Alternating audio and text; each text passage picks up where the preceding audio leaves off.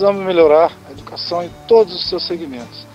Precisamos capacitar os nossos professores, precisamos fazer mais concursos para que não ocorram greves.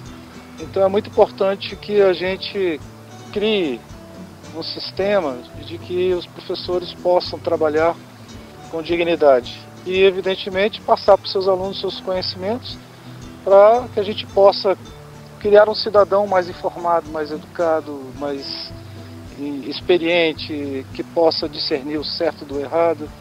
Enfim, a gente precisa melhorar a educação já. Precisamos realmente transformar o cidadão em uma pessoa competente, uma pessoa que possa discorrer sobre a educação, que tenha conhecimento, né, sobre a educação.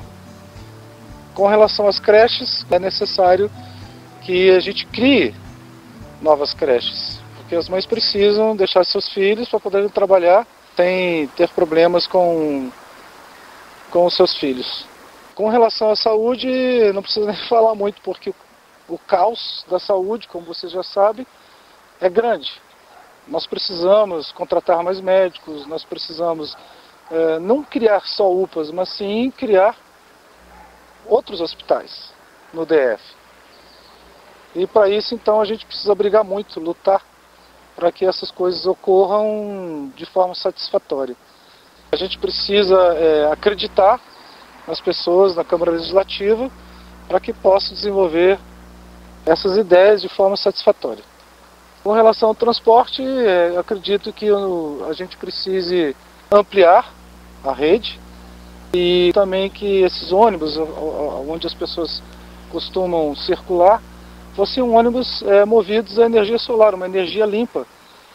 Nós precisamos cuidar do Distrito Federal, não apenas criar ônibus, botar mais 1000 ônibus, 2000 ônibus na rua e não se ter um resultado satisfatório.